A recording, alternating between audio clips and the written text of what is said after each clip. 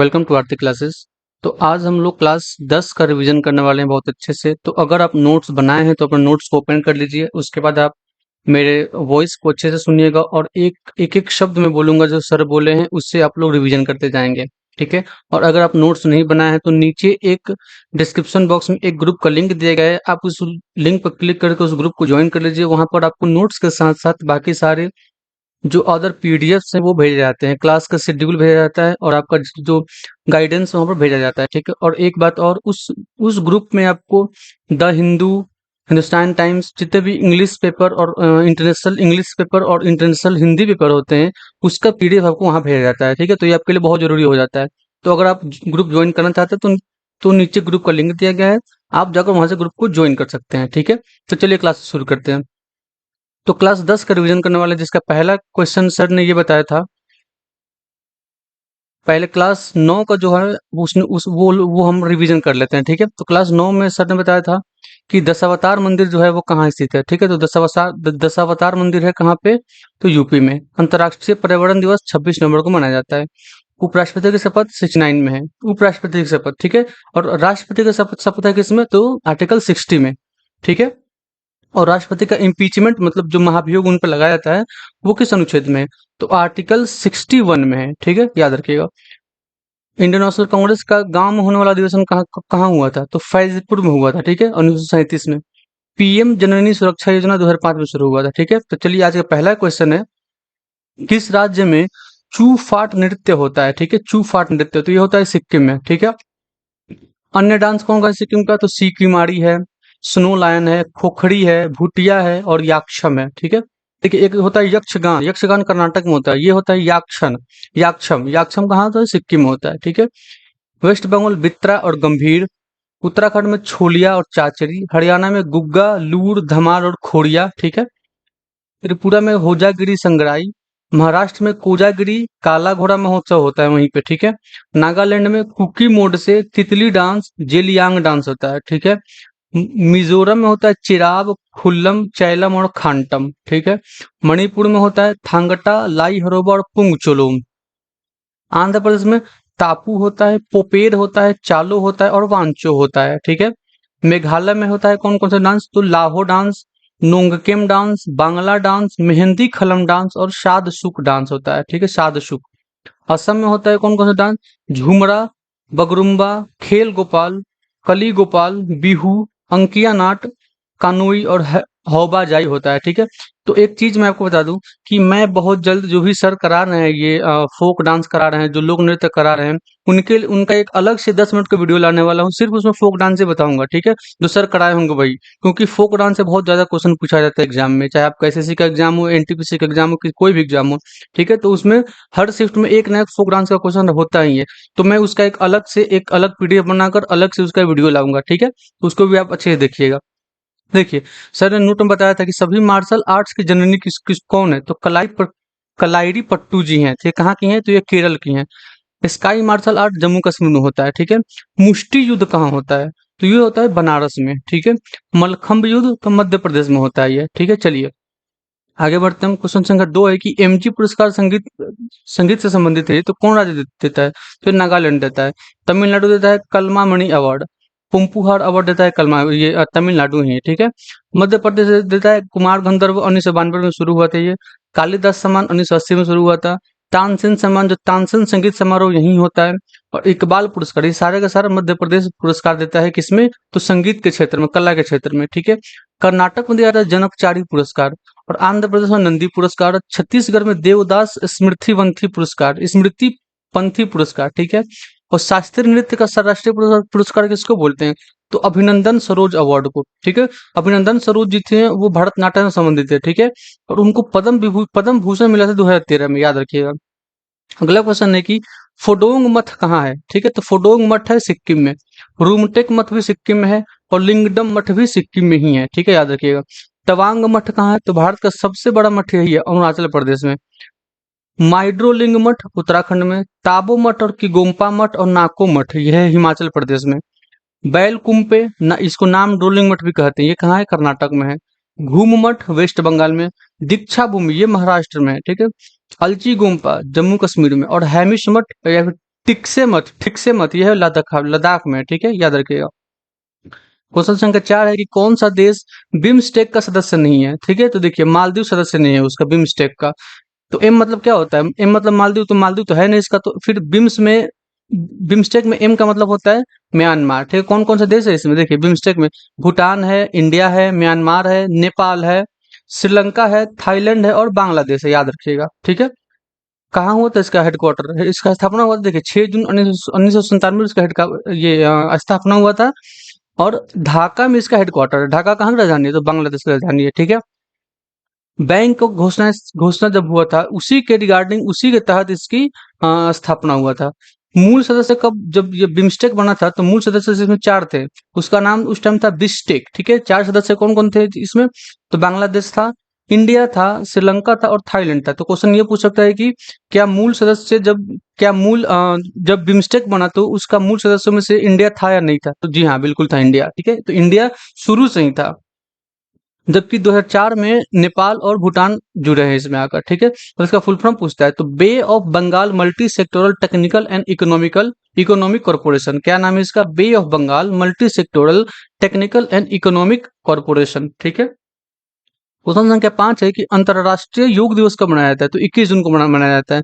उत्तरी गोलार्ध का सबसे लंबा दिन 21 जून को ही होता है। पहली बार यूएन द्वारा कब मनाया गया था, तो 11 दिसंबर 2014 को मनाया गया था, ठीक है। और सबसे कम समय में पास होने वाला ये कोई इंटरनेशनल दिन है, ठीक है। सबसे कम समय में कितने दिन में, तो 90, मात्र 3 महीना में, ठीक है। पहली बार कब मनाया गया था, तो 21 जून 2015 को मनाया गया था। और थीम क्या था उस टाइम का, तो सद्भाव और शांति के लिए योग, ठीक है। ये अंतर्राष्ट्रीय योग दिवस है, ये भारत ने ही दिया है, ठीक है, पूरे दुनिया को। 2025 में जब मनाया गया तो उसका थीम क्या था, तो देखिए 2025 में एक पृथ्वी एक स्वास्थ्य के लिए योग, ठीक है, इसका थीम है। Yoga for one earth one and one health, ठीक है। योग नगरी किसको बोलते हैं, तो बोलते हैं योग नगरी ऋषिकेश को। 22 जून को अंतर्राष्ट्रीय दिवस मनाया जाता है। 23 जून को इंटरनेशनल मनाया जाता है। और 20 जून को इंटरनेशनल मनाया जाता है। आप मुझे क्वेश्चन बताएंगे कि जो ओलंपिक का जो 5 छल्ला होता है, उस छल्ले में से व्हाइट कलर कौन सा देश को संबोधित करता है, ठीक है। नीचे कमेंट बॉक्स में बताएंगे आप, ठीक है। चलिए 22 फेब को देखिए विश्व चिंतन दिवस मनाया जाता है। फिर 22 मार्च को विश्व जल दिवस मनाया जाता है। 22 अप्रैल को विश्व पृथ्वी दिवस मनाया जाता है। 22 मई को विश्व जैव विविधता दिवस मनाया जाता है। 22 जून को विश्व वर्षा वन दिवस मनाया जाता है। और 22 जुलाई को विश्व मस्तिष्क दिवस मनाया जाता है, ठीक है। ये सारे 22 तारीख से संबंधित जितने भी डेज हैं वो है, ठीक है, याद रखिए, ये इंपॉर्टेंट क्वेश्चन बन जाता है। क्वेश्चन संख्या 6 है कि फुटबॉल में गोल लाइन और पेनल्टी स्पॉट के बीच कितनी दूरी होती है, ठीक है। देखिए गोल लाइन और पेनल्टी स्पॉट के बीच कितनी दूरी होती है, तो 12 गज की दूरी होती है। देखिए ये गोल लाइन हो गया, ये गोल लाइन हो गया, ठीक है। और ये होगा पेनल्टी स्पॉट, ठीक है। तो इसके बीच की ये दूरी है, ये कितनी होती है, तो 12 गज की होती है, याद रखिएगा। 2 गोल पोस्ट के बीच की दूरी तो 7.32 मीटर, ठीक है। एक गोल पोस्ट यहाँ हो गया, एक गोल पोस्ट यहाँ हो गया, ठीक है। तो 2 गोल पोस्ट की दूरी 7.32 मीटर। गोल पोस्ट की ऊंचाई कितनी होती है, ये ऊंचाई पूछा है, यहाँ से लेकर यहाँ तक ऊंचाई, ठीक है। इसकी ऊंचाई होती है 8 फीट, ठीक है। मैदान की लंबाई कितनी होती है, तो 90 से 120 मीटर। और मैदान की चौड़ाई कितनी होती है, तो 45 से 91 मीटर। लगभग इसका जो एक स्क्वायर बनता है, चौकोर स्क्वायर बनता है, उतनी ही इसकी लंबाई और चौड़ाई होती है, ठीक है। फुटबॉल फुटबॉल मैच में जो मैच होता है वो कितने मिनट का होता है, तो 90 मिनट का होता है। 45 और 45 मिनट का दो ये होता है, हाफ होता है। पहला हाफ 45 मिनट और दूसरा 45 मिनट, ठीक है। और उसमें उस बीच में 15 मिनट का ब्रेक लिया जाता है, 15 मिनट का ब्रेक लिया जाता है, ठीक है। अगर 90 मिनट में फाइनल डिसीजन नहीं हुआ, ड्रॉ मैच हो गया, तो उसको 30 मिनट और एक्सटेंड किया जा सकता है, ठीक है। एक्सटेंडेड टाइम 30 मिनट है। फीफा की स्थापना कब हुआ था, 1904 में हुआ था। कहाँ पे, पेरिस में। हेडक्वार्टर कहाँ है इसका, ज्यूरिख में, स्विट्जरलैंड, ठीक है। अगला क्वेश्चन है, ऑल इंडिया फुटबॉल फेडरेशन 1937 से बना था ये, ठीक है। भारत फीफा में शामिल कब हुआ, 1948 में हुआ था। पहला फुटबॉल जो वर्ल्ड कप हुआ वो कहाँ हुआ था, 1930 में उरुग्वे में हुआ था। फीफा का फुल फॉर्म क्या होता है, तो international federation of association football, ठीक है। क्वेश्चन संख्या 7 है कि अनडिस्प्यूटेड के लेखक कौन है, तो Mike Tyson, undisputed Mike Tyson, ठीक है। Standing my ground Matthew Hayden का लिखा हुआ ऑटोबायोग्राफी है। The soul of butterfly Muhammad Ali. Crossing the boundary ये केविन पीटरसन का है, ये ऑस्ट्रेलियन खिलाड़ी है, ये बहुत इंपॉर्टेंट हो जाता है, ठीक है, याद रखिएगा। सिक्स मशीन किसके लेखक हैं, तो Chris Gayle. Both feet on the ground David Beckham के इन्होंने लिखा है, डेविड बैकहॉम ने। नो स्पिन शेन वॉर्न ने लिखा है, ठीक है। ट्रू कलर्स एडम गिलक्रिस्ट ने लिखा है। At the close of play Ricky Ponting ने लिखा है। मोमेंट्स किसने लिखा? तो रोनाल्डो ने लिखा है। हाउ आई प्ले गोल्फ तो टाइगर वुड्स अमेरिकन जो हैं वो उन्होंने लिखा है, ठीक है। रोए ऑन द राइस ये एंड्रयू साइमंस ने इनको लिखा है, ठीक है, याद रखिएगा। अगला क्वेश्चन है कि कौन सा अनुच्छेद प्रधानमंत्री की नियुक्ति को बताता है? देखिए अनुच्छेद 75 जो है प्रधानमंत्री की नियुक्ति को बताता है, और इसी के अंदर जो काउंसिल ऑफ मिनिस्टर भी 75 के ए के अंदर आते हैं, ठीक है। और आर्टिकल 76 क्या बताता है? तो कैग को बताता है, attorney general of India, sorry हाँ, अटॉर्नी जनरल ऑफ इंडिया को बताता है, महान्यायवादी को बताता है। भारत सरकार का वकील होता है ये महान्यायवादी, ठीक है। भारत सरकार जितनी भी चीजें होती है जो सुप्रीम कोर्ट में पेश किया जाएगा वो महान्यायवादी ही करेगा, याद रखिएगा। तो देखिए आर्टिकल 78 में प्रधानमंत्री के कर्तव्य के बारे में बताया गया है, ठीक है, कि प्रधानमंत्री का ये कर्तव्य होगा, ठीक है। आर्टिकल 77 में कार्य होंगे वो राष्ट्रपति के नाम से हो, जितने भी भारत के कार्य होंगे, चाहे वो बिल पेश करना हो, चाहे आपका जो वित्त मंत्री फाइनेंस बिल पेश करती है, बजट पेश करती है, वो हो, वो सारे के सारे राष्ट्रपति के नाम पर ही होगा। आर्टिकल 77 में ये लिखा है, ठीक है। अब देखिए आर्टिकल 75 में लिखा है कि मंत्री परिषद जो है वो सामूहिक रूप से लोकसभा के लिए उत्तरदायी होगा। आर्टिकल 75 में लिखा है, ठीक है। जितने भी संघ के मंत्री होंगे वो राष्ट्रपति के प्रसाद पर्यंत होंगे, ठीक है। तो आर्टिकल 75 के बी में लिखा है ये, ठीक है। प्रसाद पर्यंत का मतलब होता क्या है? तो देखिए जो राष्ट्रपति होते हैं, राष्ट्रपति के अंडर में ही सारे लोग काम करते हैं, तो राष्ट्रपति जब चाहे तब किसी भी तरीके से किसी को भी किसी भी पद से हटा सकती हैं, ठीक है। तो जो भी मंत्री हैं, चाहे वो कोई भी मंत्री हो, ठीक है, अगर राष्ट्रपति चाहे कि इनको रखना है तो रखना है, नहीं रखना तो उनको अपने एक साइन से उनको हटा सकते हैं, ठीक है। तो यही होता है प्रसाद पर, मतलब जब तक प्रसाद देते रहेंगे तब तक वो लोग जिंदा रहेंगे, खाते पीते रहेंगे। प्रसाद देना बंद, उनका खाना पीना भी बंद है, ठीक है। इसे आप लोग याद रखिएगा। कहाँ लिखा है ये? तो आर्टिकल 75 के बी में लिखा है। भारत के प्रधानमंत्री को राष्ट्रपति क्या करता है? तो यह नियुक्त करता है, अपॉइंट करता है, ठीक है। क्वेश्चन संख्या 10 का एक कथन है कि संघ मंत्रिपरिषद लोकसभा के प्रति सामूहिक रूप से उत्तरदायी होगा। जी हाँ बिल्कुल, अभी मैंने बताया आर्टिकल 75 के सी में लिखा है इसको, या फिर आर्टिकल 75 के 3 बोल सकते हैं इसको। संघ के मंत्री राष्ट्रपति के प्रसाद पर्यंत अपने पद धारण करते हैं, जैसे अभी मैंने इसको एक्सप्लेन किया। तो आर्टिकल 75 के बी में या फिर आर्टिकल 75 के 2 में लिखा है इसको, ठीक है। क्वेश्चन संख्या 11 है कि कौन प्रधानमंत्री बनते समय राज्यसभा के सदस्य भी थे? तो देखिए टोटल 4 लोग थे। कौन कौन थे? तो इंदिरा गांधी, एच.डी. देवगौड़ा, इंद्र कुमार गुजराल और डॉक्टर मनमोहन सिंह, ठीक है। तो टोटल 4 लोग थे, ठीक है। अब देखिए चंद्रशेखर जी को युवा तुर्क कहते हैं, ठीक है। ऐसे पीएम जो कभी संसद नहीं गए तो चौधरी चरण सिंह, ये लोग आप ये पहले आप समझे कि जो ऐसे 4 प्रधानमंत्री थे जो प्रधानमंत्री होते के साथ साथ, तो मतलब जब थे तब ये लोग राज्यसभा के सदस्य भी थे। तो कौन कौन? तो इंदिरा गांधी, एच.डी. देवगौड़ा, इंद्र कुमार गुजराल और डॉक्टर मनमोहन सिंह, ठीक है। प्रधानमंत्री शहर किसको बोलते हैं? तो प्रयागराज को बोलते हैं, जो आज जो हाँ प्रयागराज को बोलते हैं। 7 पीएम यहाँ से निकले हैं, 7 पीएम, ठीक है। युवा पीएम राजीव गांधी, पहले कार्यवाहक पीएम कौन? तो गुलजारी लाल नंदा है, ठीक है। बुजुर्ग पीएम कौन है? तो मोरारजी देसाई। और यूएसए जाने वाले पहले पीएम कौन है? तो नेहरू जी हैं, ठीक है। और मोदी जी कौन से नंबर के हैं? तो 9वें नंबर के, मतलब 9th नंबर के हैं मोदी जी हैं यूएसए जाने वाले, ठीक है। देखिए मैंने यहाँ पे एक ट्रिक बनाया है, ट्रिक है ईच गार्ड। ईच गार्ड मतलब क्या? देखिए कि ऐसे पीएम जो राज्यसभा के सदस्य भी थे और वो पीएम भी थे, कौन है वो? तो 4 लोग थे, मैंने 4 लोग बताया, ठीक है। तो ईच गार्ड, ई से इंदिरा गांधी, ई से इंदिरा गांधी, ठीक है। च से एच.डी. देवगौड़ा, ठीक है। गौ से इंद्र कुमार गुजराल और ड से डॉक्टर मनमोहन सिंह। तो 4 लोग थे जो पीएम होने के साथ साथ वो राज्यसभा के सदस्य भी थे। तो ईच गार्ड से आप लोग याद रख सकते हैं, ई से इंदिरा गांधी, च से एच.डी. देवगौड़ा, ग से इंद्र कुमार गुजराल और ड से डॉक्टर मनमोहन सिंह, ठीक है। अगला क्वेश्चन है कि कांग्रेस के बारे में कहे जाने वाला अभिव्यक्ति स्टेटमेंट है ये, ठीक है। आईएनसी के अधिवेशनों के लिए छुट्टियों का मनोरंजन किसने कहा था? तो ये लोकमान्य तिलक ने कहा था, ठीक है। एक भीख मांगने वाली संस्था अरविंद घोष ने कहा था। कांग्रेस बुलबुले के साथ खेल रहा है, ये किसने कहा था? ठीक है, कांग्रेस पार्टी के लिए तो बिपिन चंद्र पाल ने कहा था ये, ठीक है। शिक्षितों का वार्षिक मेला किसने कहा था? तो लाला लाजपत राय ने कहा था। अल्पसंख्यक वर्ग का प्रतिनिधित्व किसने कहा था? तो डफरिन ने कहा था ये, ठीक है। कांग्रेस के लोग पदों के लिए भूखे हैं, ये किसने कहा था? तो बंकिम चंद्र चटर्जी ने कहा था इसको। क्वेश्चन संख्या 13 है कि महाराष्ट्र में गणपति पर्व की शुरुआत किसने किया? तो देखिए महाराष्ट्र में गणपति पर्व की शुरुआत बाल गंगाधर तिलक ने किया था। इनका टाइटल लोकमान्य तिलक भी इनको कहते हैं, ठीक है। कब शुरू हुआ था ये? तो 1853, 1893 में या फिर 1894 में कभी कभी दे देता है, तो याद रखिएगा। छत्रपति शिवाजी उत्सव भी इन्होंने ही शुरू किया था 1895 में। भारत का बेताज बादशाह और लोकमान्य तिलक, अभी मैंने इनका उपाधि बताया था, टाइटल बाल गंगाधर तिलक को ही कहा जाता है, ठीक है। समाचार पत्र इनके कुछ थे। पहला समाचार पत्र मराठा। मराठा समाचार पत्र अंग्रेजी भाषा में था। 1821 में इसको प्रकाशित किया गया था। 2 जैन 1821 में, ठीक है। और जो केसरी है मराठी भाषा में, ठीक है। चूंकि 4 जैन 1881 में इसको प्रकाशित किया गया था, उसी साल, ठीक है।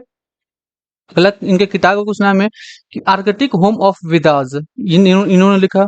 और गीता रहस्य, मांडल्य के जेल में जब थे तब इन्होंने 1908 से लेकर 1914 के बीच में थे, तो उनके बीच में इन्होंने ये गीता रहस्य नामक एक किताब लिखी थी, ठीक है, याद रखिएगा। होम रूल लीग जो है वो बेलगांव में कर्नाटक में हुआ था, ठीक है। Home rule league Belgaum Karnataka में इन्होंने अध्यक्षता की थी उसकी, अप्रैल 1916 उन्होंने शुरू किया था, सॉरी। होम रूल लीग की शुरुआत बेलगांव में कर्नाटक में जो है वो अप्रैल 1916 में बीजी तिलक ने ही शुरू किया था। और इनकी डेथ कब हो गई थी? तो डेथ हुई थी 1 अगस्त 1920 को। और इसी दिन भारतीय असहयोग आंदोलन शुरू हुआ था, ठीक है, याद रखिएगा। लाठी कल्प की स्थापना भी इन्होंने ही किया था। किसने? तो बाल गंगाधर तिलक ने। डेक्कन एजुकेशन सोसाइटी 1884 में पुणे में, संस्थापक कौन कौन थे इसके? देखिए, इनमें बाल गंगाधर तिलक भी थे, एक गणेश आगरकर थे और बीजी तिलक थे। दोनों ने साथ में मिलकर डेक्कन एजुकेशन सोसाइटी की स्थापना किया था, याद रखिएगा, ठीक है। फर्ग्यूसन कॉलेज कब बना था? तो 1885 में बना था, इन्होंने ही बनाया था।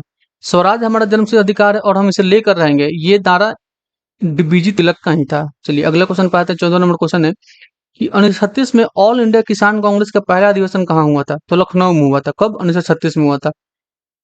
अध्यक्ष कौन थे उस टाइम पे? तो उसके अध्यक्ष थे स्वामी सहजानंद सरस्वती। सचिव थे NG रंगा, ठीक है। भारतीय कम्युनिस्ट पार्टी का एक किसान शाखा था, उसका स्थापना कब हुआ था? तो 26 दिसंबर 1925 को हुआ था, कानपुर में हुआ था। पहले महासचिव कौन थे? तो SV घट्टे जी पहले महासचिव इसको हो जाते हैं। अवध किसान सभा तो 1920 में हुआ था। स्थापना बाबा रामचंद्र ने किया था। 15 नंबर क्वेश्चन है कि ब्रिटिश वस्तुओं के बहिष्कार दिया था? तो कृष्ण कुमार मित्र ने दिया था, 13 जुलाई 1905 को दिया था। घोषणा कब हुई थी इसकी? तो 19 से 20 जुलाई को इसकी घोषणा हुई थी, ठीक है। सुझाव किसने दिया? तो कृष्ण कुमार मित्र ने। और घोषणा कब हुई? तो 19 से 20 जुलाई। सुझाव दिए थे कब? तो 13 जुलाई को दिए थे। सब 1905 की घटना है, ठीक है। बंगाल के विभाजन के समय, बंगाल के विभाजन के कारण किसका हुआ था? ठीक है, इसका विरोध हुआ। बंगाल का विभाजन जब ब्रिटिशों ने कर दिया था तो इसके कारण ही वहाँ के लोग बोले थे कि अब हम लोग जो ब्रिटिश का वस्तु है, जो सामान है, उसका बहिष्कार करके हम स्वदेशी अपनाएंगे, ठीक है। इसी आंदोलन को स्वदेशी आंदोलन नाम दिया गया था, इसी के कारण, ठीक है। कलकत्ता के टाउन हॉल में 7 अगस्त 1905 में यह हुआ था, लेकिन 16 अक्टूबर 1905 को लागू हो गया था, ठीक है। इस आंदोलन का नाम स्वदेशी आंदोलन है। दिल्ली में किसने नेतृत्व किया इसका? तो सैयद हैदर राजा ने नेतृत्व किया। और पंजाब में किसने किया? तो लाला लाजपत राय ने किया था। वायसराय कौन था उस टाइम का? तो कर्जन था। 1899 से 1805 1905 तक इसका टाइमिंग था, टेन्योर था। उष्ण कटिबंधीय आर्द्र वर्णपाती वन कहाँ पाया जाता है? तो तराई क्षेत्र में पाया जाता है सबसे ज्यादा, ठीक है। उष्ण कटिबंधीय शुष्क वन तो गंगा के मैदानों में पाया जाता है। और अल्पाइन वन क्षेत्र कहाँ पाया जाता है? उसमें पाया जाता है। उष्ण कटिबंधीय सदाबहार वन तो सह्याद्री में पाया जाता है। पश्चिमी घाटों, ठीक है। उष्णकटिबंधीय वन साइलेंट है जो कहाँ है? केरल में। ट्रॉपिकल फॉरेस्ट है, ठीक है। शंकुवन कहाँ पाया जाता है? तो शंकुआकार का ऐसे ऐसे देखिए, ऐसे होगा और ऐसे होगा, ठीक है। ये ऐसे यहाँ पे पत्तियां होंगे, ये पत्ती होगी, ठीक है। ये सब कहाँ पाया जाता है? तो हिमाचल प्रदेश में मेनली पाया जाता है, ठीक है, हिमाचल प्रदेश में। कच्छ की वनस्पति वेस्ट बंगाल में पाया जाता है, ठीक है। अगला क्वेश्चन 17 नंबर के मैंग्रोव वन और उनके राज्य के बारे में सर ने बताया था, ठीक है। देखिए, कोरिंगा मैंग्रोव वन कहाँ पाया जाता है? तो ये आंध्र प्रदेश में पाया जाता है। वेम्बनाड केरल में, वेम्बनाड झील भी है। पुलिकट कहाँ? तो तमिलनाडु में, पुलिकट झील भी है तमिलनाडु में। विक्रोली, विक्रोली महाराष्ट्र में पाया जाता है, याद रखिएगा। मैंग्रोव होता क्या है? तो एक छोटा पेड़ या झाड़ी जो समुद्र तट के किनारे उगता है। इसकी जो जड़ें होती हैं वो अक्सर पानी के नीचे नमकीन तलहट में होती हैं, ठीक है। नमकीन तलहट में होती है। और ये एक कहाँ होता है? तो झाड़ी होता है, जो होता है समुद्र तट के किनारे उगता है ये, ठीक है। देखिए, जो मैंग्रोव वन है वो सबसे ज्यादा कहाँ है? तो पश्चिम बंगाल में, सुंदरवन में, ठीक है। और दूसरा सबसे बड़ा मैंग्रोव वन तो उड़ीसा में है, भीतरकनिका जो राष्ट्रीय उद्यान है वहां पर है, ठीक है। मैंग्रोव वनों में है, ठीक है। क्वेश्चन और आगे है कि मैंग्रोव वन में सबसे ज्यादा वृद्धि कहाँ हुई थी? तो आंध्र प्रदेश में वृद्धि, उसके बाद महाराष्ट्र में वृद्धि हुई, ठीक है। भारत वन रिपोर्ट 2019 के अनुसार भारत में 49 से 75 वर्ग किलोमीटर में मैंग्रोव है, जो कुल भौगोलिक क्षेत्र का 0.1% है, याद रखिएगा, ठीक है। हाल ही में पर्यावरण वन और जलवायु, एक और चीज मैं बता दूं यहाँ पे, देखिए, सिमलीपाल जो राष्ट्रीय उद्यान है, ये भारत का 107वां नेशनल पार्क बना है, ठीक है। भारत का 107वां नेशनल पार्क बना है सिमलीपाल राष्ट्रीय उद्यान, जो कहाँ है, तो उड़ीसा में है, याद रखिए, ये करंट अफेयर का क्वेश्चन है। अगला क्वेश्चन है कि हाल ही में पर्यावरण, वन और जलवायु परिवर्तन मंत्रालय द्वारा किस क्रम की रिपोर्ट जारी की गई है, तो 18वीं रिपोर्ट इसको जारी की गई है। पहली बार कब जारी की गई थी, तो 1987 में जारी की गई थी। द्विवार्षिक इसको जारी किया जाता है, मतलब 2 वर्ष में एक बार, ठीक है। फॉरेस्ट कवर कितना है इसमें, तो 21.76%। और ट्री कवर कितना है, ठीक है, पेड़ों का कवर कितना है और वनों का कवर कितना है, तो वन का कवर है 21.76%, और पेड़ों का कवर है 3.41%। दोनों मिलाकर 25.17% हो जाते हैं पूरे भारत के भूमि पर, ठीक है। टोटल क्षेत्रफल कितना है, इतना, तो 8,27,367 किलोमीटर स्क्वायर इसका क्षेत्रफल हो जाता है, टोटल क्षेत्रफल में फैले हुए हैं, ठीक है। और देखिए वृद्धि कितनी हुई है, तो वृद्धि हुई है 2021 से 1445 किलोमीटर स्क्वायर इसकी वृद्धि हुई है, ठीक है। वन सबसे ज्यादा कहाँ है, तो मिजोरम में है। और वृक्ष आवरण में सबसे ज्यादा वृद्धि कहाँ हुई है, देखिए वन प्लस वृक्ष आवरण, ठीक है। देखिए यहाँ बताया था मैंने फॉरेस्ट प्लस ट्री, दोनों में सबसे वृद्धि कहाँ हुई है, तो छत्तीसगढ़ में हुई है। और अगर सिर्फ वन पूछे तो यहाँ मिजोरम में हुई है सिर्फ, ठीक है। छत्तीसगढ़ में कितना हुई है, वन प्लस वृक्ष दोनों, तो 684 किलोमीटर स्क्वायर। क्षेत्रफल में वन सबसे ज्यादा कहाँ है, तो मध्य प्रदेश में। और क्षेत्रफल में वन एरिया सबसे ज्यादा भी मध्य प्रदेश में ही स्थित है, याद रखिएगा। फॉरेस्ट एरिया कुल भौगोलिक क्षेत्र कितना है, तो लक्षद्वीप में है सबसे ज्यादा 91%। सब क्षेत्र किसका ज्यादा है, तो 91% लक्षद्वीप का है। वन अग्नि सबसे ज्यादा किस राज्य में लगती है, तो जो पेड़ों जो जंगलों में आग लगती है वो सबसे ज्यादा उत्तराखंड में लगती है, उसके बाद उड़ीसा में लगती है, ठीक है, याद रखिएगा। 19 नंबर क्वेश्चन है कि भारत में सबसे अधिक उपजाऊ मृदा क्या है, तो जलोढ़ मिट्टी है। इसमें सबसे ज्यादा फसल होती है, क्या क्या होता है इसमें, तो धान होता है मेनली, गेहूं होता है और मक्का होता है, ठीक है। कितना हिस्सा है भारत का, ये तो 43% हिस्सा है जलोढ़ मिट्टी का। पुरानी जलोढ़ मिट्टी को बांगर बोलते हैं और नई जलोढ़ मिट्टी को खादर बोलते हैं, जिसमें नाइट्रोजन कम होता है, ह्यूमस कम होता है, ठीक है। और जिसकी पोटास और जो चूना होता है वो सबसे ज्यादा होता है, याद रखिएगा। तो बांगर और खादर में डिफरेंस याद रखिएगा, ठीक है। ये क्वेश्चन बन चुका है स्टेटमेंट में। अगला क्वेश्चन है कि which is the most widely used measure of the size of the economy, तो जीडीपी है ये, ग्रॉस डोमेस्टिक प्रोडक्ट। स्वतंत्रता के समय जीडीपी कितने था अपना, तो 2,70,000 करोड़ जीडीपी था, ठीक है। वर्तमान में कितना है, तो 4.3 ट्रिलियन डॉलर, जो इंटरनेशनल मॉनेटरी फंड के अनुसार इसमें ये बताया गया है, ठीक है। एनएनपी क्या होता है, तो नेशनल नेट प्रॉफिट होता है। जीएनपी माइनस डिप्रिसिएशन, इसका फॉर्मूला ये होता है एनएनपी निकालने के लिए, जीएनपी माइनस डिप्रिसिएशन। और जीएनपी क्या होता है, तो ग्रॉस नेट प्रोडक्ट होता है, ठीक है। एक टर्म होता है जीडीपीएफसी, इसका फुल फॉर्म होता है gross domestic product at four का फैक्टर लिस्ट, फैक्टर कॉस्ट, ठीक है, ये होता है जीडीपीएफसी। और जीडीएफसीएफ होता है gross domestic fixed capital formation, ठीक है, याद रखिएगा।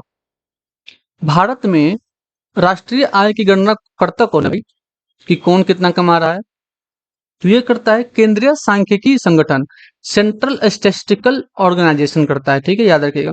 स्थापना कब हुआ था, तो 2 मई 1951 को इसका स्थापना हुआ था। और गणना शुरू कब किया था ये, तो 1955 में गणना शुरू किया था ये।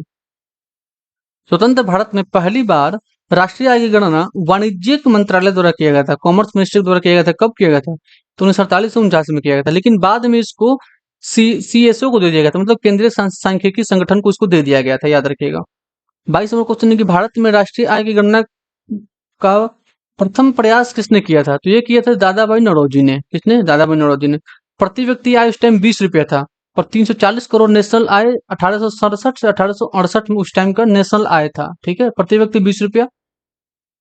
धन की निकासी का सिद्धांत किसने दिया, ड्रेन थ्योरी इसको बोलते हैं, तो ये दादा भाई नौरोजी ने ही दिया था। पॉवर्टी एंड अनरेटिस रूल किसने लिखा है, ये तो 1901 में लिखा है दादा भाई नौरोजी में, लंदन पब्लिश हुआ था ये, ठीक है, याद रखिएगा। पहला वैज्ञानिक गणना वी राव ने किया था 1931 से 32 में। पीसी महालोनविस जो दूसरे जो पंचवर्षीय योजना था उसके इनके ही मॉडल पर दूसरे पंचवर्षीय योजना को बनाया गया था, ठीक है। तो ये पीसी महालोनविस मॉडल जो है, पीसी महालोनविस जो है, जो 1949 में अध्यक्षता में थे राष्ट्रीय आय की समिति की जब गठन हुआ तब उसमें उसकी अध्यक्षता कर रहे थे, ठीक है। क्वेश्चन संख्या 23 है कि राष्ट्रीय ग्रामीण स्वास्थ्य मिशन 2005 में शुरू हुआ था, ठीक है। राष्ट्रीय ग्रामीण स्वास्थ्य mission, NRHM national rural health mission 2005 में शुरू हुआ था ये, सॉरी, ठीक है। NUHM national urban health mission 2013 में शुरू हुआ था ये। NHM नेशनल हेल्थ मिशन 2013 में शुरू हुआ था। याद रखिए, इन तीनों को याद रखिएगा, NRHM, NUHM और NHM। PM जन आरोग्य योजना 23 सितंबर 2018 को शुरू हुआ था। राष्ट्रीय डिजिटल स्वास्थ्य मिशन 15 अगस्त 2020 को शुरू किया गया था। विश्व की सबसे बड़ी स्वास्थ्य बीमा योजना PM जन आरोग्य योजना, ठीक है, 23 सितंबर 2018 को शुरू हुआ था। 24 नंबर क्वेश्चन है कि वह भौतिक राशि जो कभी ऋणात्मक, जो कभी नेगेटिव नहीं है, तो कौन सी है वो? तो डिस्टेंस। डिस्टेंस जो है, दूरी जो है, वो कभी ऋणात्मक नहीं हो सकती। उसको कभी आप कभी -10 किलोमीटर नहीं चल सकते हैं, ठीक है, याद रखिएगा। अदिश राशि है ये। डिस्प्लेसमेंट इज इक्वल, देखिए वेलोसिटी का फुल फॉर्म क्या, ये फॉर्मूला क्या होता है?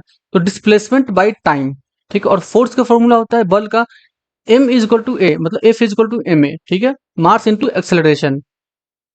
देखिए, कुछ वेक्टर राशियां सर ने बताया था। वेक्टर राशि कौन कौन सी होती है? जो सदिश राशियां होती हैं, जिसमें परिमाण और दिशा दोनों हो, उसे वेक्टर राशि कहते हैं। जैसे कि वेग, त्वरण, बल, आवेग, संवेग, विस्थापन, चुंबकीय आघूर्ण और प्रवणता, ठीक है। ये कौन सी राशि है? तो वेक्टर राशि है, सदिश राशि है।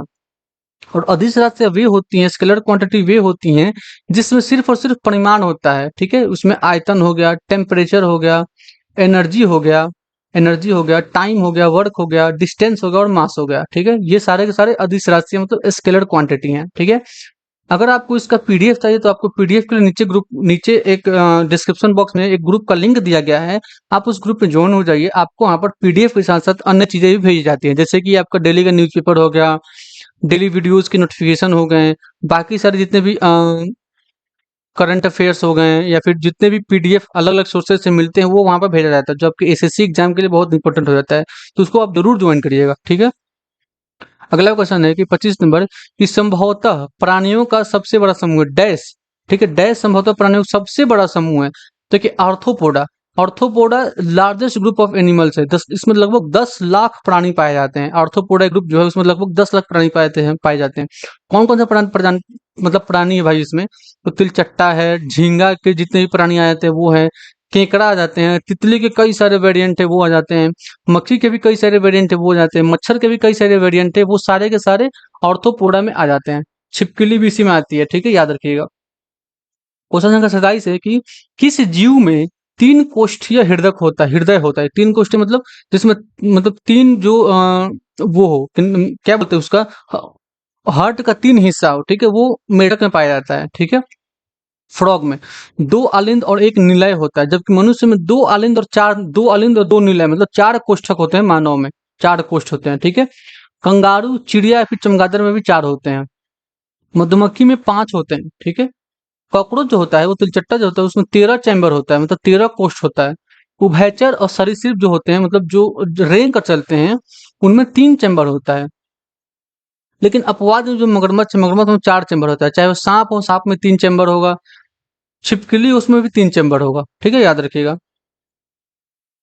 मेढक में भी, देखिए मेढक में भी 3 चैम्बर है। मेढक भी एक सरीसृप है, उभयचर है, ठीक है। क्वेश्चन नंबर 27 है कि शस्त्र रामानुजन पुरस्कार 2024 किसे दिया गया? ठीक है, तो अलेक्जेंडर डन को दिया गया था। 32 वर्ष के कम गणितज्ञ को मिलता है, ठीक है, शास्त्र रामानुजन पुरस्कार, ठीक है। किसमें दिया जाता है? ये तो गणितज्ञ में दिया जाता है, गणित के क्षेत्र में दिया जाता है। शुरुआत कब हुआ था? 2005 से शुरू हुआ था इसका। 2024 में कुछ अवार्ड दिए गए हैं जो करंट अफेयर की दृष्टि से बहुत इंपॉर्टेंट हो जाते हैं। वो सर ने बताया है कि प्रिज्कर अवार्ड 2024 में लिवू जियाकुन को दिया गया था। ये चाइनीज व्यक्ति हैं, ठीक है। महाराष्ट्र भूषण दिया गया था उसमें, तो राम सुतार को दिया गया। रामसर अवार्ड 2024 में जयश्री वेंकटेश्वर को दिया गया। डिजिटल परिवर्तन 2024 अवार्ड आरबीआई को दिया गया, ठीक है। Gold mercury award Dalai Lama को दिया गया। प्रवासी भारतीय पुरस्कार सैयद अनवर मुर्शीद को दिया गया। महाराजा हरि सिंह अवार्ड मनोज सिन्हा को दिया गया, याद रखिएगा। अगला क्वेश्चन है कि डब्ल्यूएचओ द्वारा भारत के किस बीमारी के उन्मूलन के लिए किया गया है? ठीक है, तो ये किया गया ट्रैकोमा को। ट्रैकोमा एक आंख की बीमारी है, ठीक है। मतलब इसमें भारत को उन्मूलन के लिए सम्मानित किया गया डब्ल्यूएचओ द्वारा। मलेरिया मलेरिया के उन्मूलन का लक्ष्य क्या है? उन्मूलन का मतलब होता क्या है? तो देखिए, उन्मूलन का मतलब होता है कि खत्म करना, जड़ से उसको खत्म करना, हटाना, ठीक है। तो मलेरिया उन्मूलन का लक्ष्य 2030 में इसको रखा गया है, ठीक है। टीबी को, ट्यूबरकुलोसिस बैक्टीरिया को 2025 में, एचआईवी को 2030 में, ठीक है, और काला जार को 2023 में इसको रखा गया है। एचआईवी के लिए जब एचआईवी टेस्ट कराते हैं, तो एलिसा टेस्ट होता है, याद रखिएगा। 29 नंबर क्वेश्चन है कि कौन सा राष्ट्रीय उद्यान भारत का दूसरा तितली विविधता केंद्र बना है? तितली विविधता केंद्र दूसरा, वो भी तो काजीरंगा राष्ट्रीय उद्यान। एक सिंगा गंडे यहाँ पाया जाता है, ठीक है। और यूनेस्को में शामिल कब हुआ था? ये जो विश्व धरोहर स्थल है यूनेस्को का, उसमें 1985 में शामिल किया गया था। टोटल 43 साइट्स ऐसे हैं इंडिया में जो यूनेस्को के विश्व धरोहर स्थल में शामिल है। आप बताएंगे कि ताजमहल उसमें कब शामिल किया गया था? ठीक है, क्वेश्चन ये कमेंट बॉक्स में बताएंगे। स्थापना कब हुआ था इसका? तो 1974 में काजीरंगा राष्ट्रीय उद्यान का स्थापना किया गया था। देखिए, पहला तितली, देखिए दूसरा तो ये हो गया, दूसरा तितली विविधता केंद्र कौन बना है? तो काजीरंगा बना है। तो पहला कौन है भाई? तो पहला है नामदफा। नामदफा कहाँ है? अरुणाचल प्रदेश में। देखिए, मैंने बताया था अभी आपको कुछ टाइम पहले कि भारत का 157वां national park Similipal national park बना है। कहाँ है ये? तो उड़ीसा में है, ठीक है। तो 30 क्वेश्चन खत्म हो चुका है और सर हमेशा की तरह एक होमवर्क देते हैं। होमवर्क ये है कि मुकुर्थी एवं इंटिकी राष्ट्रीय उद्यान कहाँ है? तो देखिए, मुकुर्थी है कहाँ पे? तमिलनाडु में। नीलगिरी, तमिलनाडु का नीलगिरी जिला जो है उसमें मुकुर्थी राष्ट्रीय उद्यान है। और इटिंकी कहाँ है? तो नागालैंड में स्थित है, ठीक है। तो ये हमारा आज का 30 क्वेश्चन खत्म हो चुका है, क्वेश्चन ये क्लास नंबर 10 का, ठीक है। तो हम लोग 10 क्लास का रिवीजन बहुत अच्छे से कर लिए हैं। अगर आपको सारे क्लास का पीडीएफ चाहिए, सारे क्लास का, ठीक है, तो आप नीचे ग्रुप का एक लिंक दिया गया है, आप उस ग्रुप में ज्वाइन कर लीजिएगा। आपको वहाँ पे सारे क्लास के पीडीएफ एक साथ मिल जाएंगे, ठीक है। 1 से लेकर 10 तक, वो भी हैंड रिटन नोट्स में, ठीक है। तो उसको जल्दी से ज्वाइन कर लीजिए आप, ठीक है। और जिन्होंने भी अभी तक चैनल सब्सक्राइब नहीं किया है तो भाई कर लीजिए, क्योंकि इस पर बहुत ज़्यादा अभी आगे इंपॉर्टेंट अपडेट आने वाले हैं इस चैनल पर। तो सब्सक्राइब किए रखेंगे तो आपको नोटिफिकेशन मिलेगा, ठीक है। तो चलिए मिलते हैं क्लास नंबर 11 के रिवीजन में बहुत जल्द। तब तक के लिए ध्यान रखिए अपना। जय हिंद, जय भारत।